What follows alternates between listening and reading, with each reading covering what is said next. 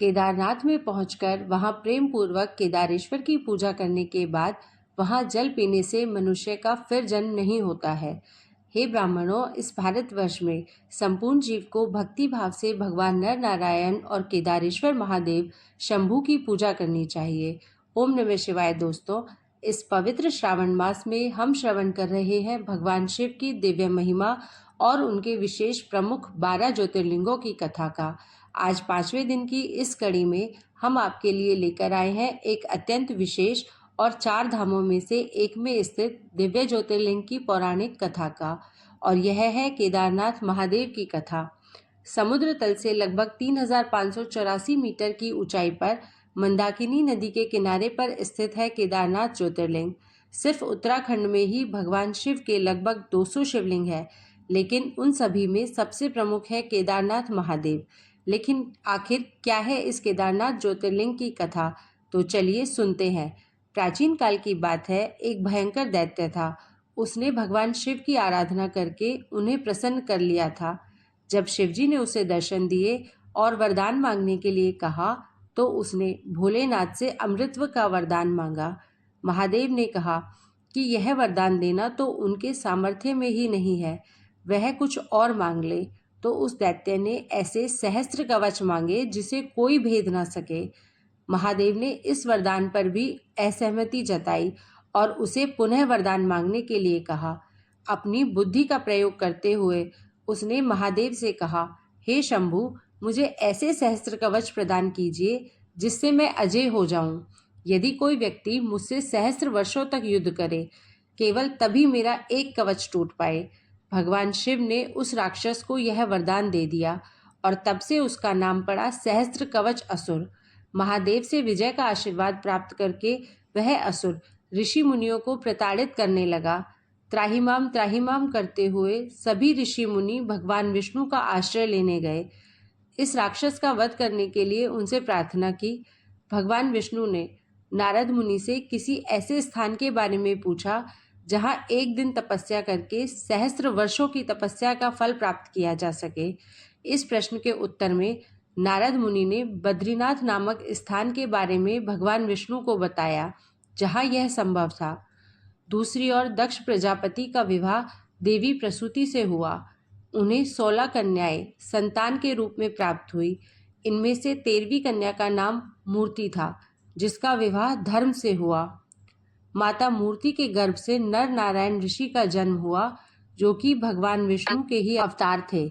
बड़े होने पर नर नारायण ऋषि बद्रिका आश्रम में तपस्या करने चले गए, जिसके बारे में नारद मुनि ने उन्हें बताया था, और यहाँ पर प्रतिदिन एक पार्थिव शिवलिंग की स्थापना करके उनकी पूजा अर्चना करने लगे। सहस्त्र कवच असुर भी नर नारायण ऋषि से युद्ध करने की इच्छा से वहां आ पहुंचा। और फिर क्या था, एक घमासान युद्ध हुआ। जब नर उस दैत्य से युद्ध करते तो नारायण तपस्या करते, और अगली बारी में नारायण युद्ध करते तो नर तपस्या करते, क्योंकि वहां एक दिन की तपस्या का फल सहस्त्र वर्षों की तपस्या के तुल्य था। इसलिए नर नारायण ऋषि ने उस राक्षस के 999 कवच काट गिराए। जब असुर ने देखा कि उसके पास अब केवल एक ही कवच शेष रह गया है, तो वह सूर्य के अंदर समा गया, और इसी असुर ने अपने अगले जीवन काल में सूर्यपुत्र कर्ण के रूप में माता कुंती के गर्भ से जन्म लिया। नर नारायण पार्थिव शिवलिंग के रूप में भगवान शिव की पूजा अर्चना काफी लंबे समय तक कर रहे थे। उनसे प्रसन्न होकर महादेव ने उन्हें दर्शन दिए। नारायण ऋषि ने भगवान शिव से प्रार्थना की कि वे इसी स्थान पर आकर सृष्टि के जीवों का कल्याण करने के लिए विराजमान हो जाएं। उनकी प्रार्थना को स्वीकार करते हुए भगवान शिव वहां केदारनाथ के रूप में वास करने लगे।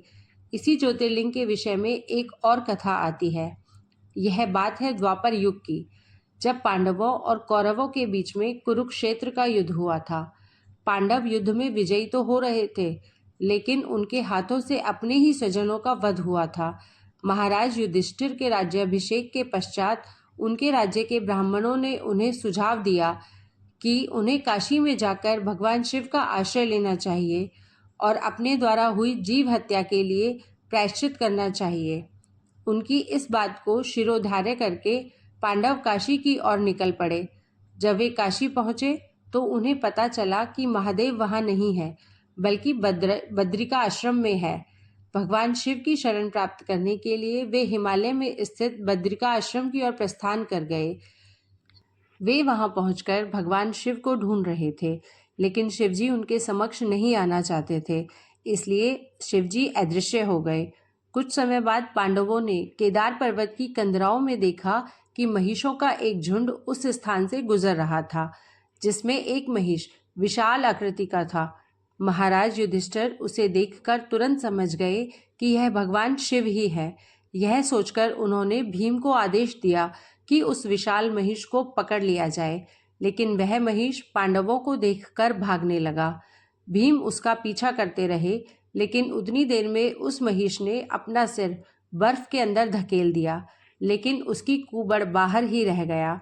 अचानक ही उस कुबड़ ने शिवलिंग का रूप धारण कर लिया, जो कि 5 महाभूतों से बना हुआ था, और उस महिष के बाकी के शरीर के भाग अलग अलग जगह पर बाहर निकले।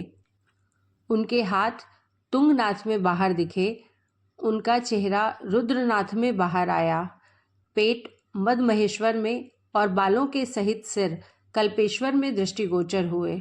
और इस प्रकार इन 5 स्थानों पर भगवान शिव के विभिन्न शिवलिंगों की उत्पत्ति हुई और उन्हें पंच केदार के नाम से जाना जाता है। मुख्य मंदिर केदारनाथ ज्योतिर्लिंग के नाम से जाना गया। महाराज पांडव ने भी अपनी देह का त्याग इसी स्थान पर किया था, इसलिए यहाँ पांडुकेश्वर नाम से भी एक मंदिर है। केदारनाथ का मंदिर केवल 6 माह के लिए ही श्रद्धालुओं के लिए खोला जाता है।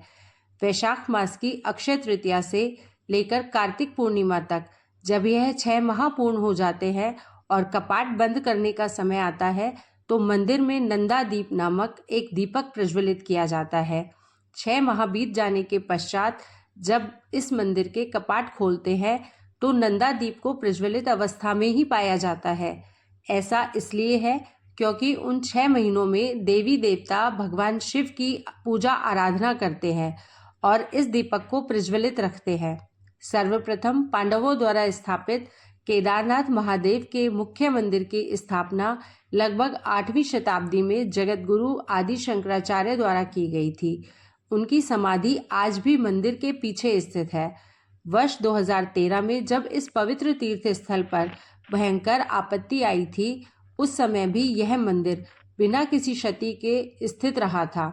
वास्तुकला की बात की जाए तो केदारनाथ मंदिर 50 फीट ऊंचा, 187 फीट लंबा और 80 फीट चौड़ा है। इसकी दीवारें 12 फीट मोटी हैं और अत्यंत मजबूत पत्थरों से बनाई गई है।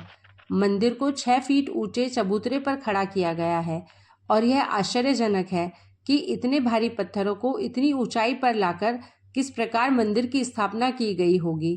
वैज्ञानिकों का मानना है कि 13वीं से 17वीं शताब्दी तक यानी 400 साल तक एक छोटा हिमयुग आया था, जिसमें हिमालय का एक बड़ा क्षेत्र बर्फ के अंदर दब गया था। इसी समय में भोलेनाथ का यह मंदिर भी बर्फ के अंदर छुपा हुआ था, लेकिन 400 वर्ष तक बर्फ में रहने के बाद भी यह मंदिर अपनी मूल स्थिति में बना रहा है। इस केदारनाथ ज्योतिर्लिंग की स्तुति इस प्रकार है। केदार अलंकृतम शर्वम नर नारायण स्तुतम, तपस्वीनां प्रियम कर्तुम वसंतम तत्र सर्वदम, चंद्रमौलेश्वरम वंदे शरण्यम सर्वदेहिनाम। केदार पर्वत को सुशोभित करने वाले नर नारायण के द्वारा स्तुति किए जाने वाले शिव को व तपस्वियों का कल्याण करने के लिए वहाँ सदैव निवास करने वाले सर्वदेहधारियों के शरण्य भगवान चंद्रमौलेश्वर को मैं वंदन करता हूँ। तो यह थी आज की केदारनाथ महादेव ज्योतिर्लिंग की कथा। अगर आपको यह कथा अच्छी लगी है तो इस पवित्र श्रावण मास में इसे अपने मित्रों और परिवारजनों को भी शेयर कर दीजिए, जिससे भगवान शिव की कथा सुनने का पुण्यफल उन्हें भी प्राप्त हो जाए। और वीडियो को लाइक कर दीजिए और चैनल को सब्सक्राइब कर दीजिए। ओम नमः शिवाय। धन्यवाद।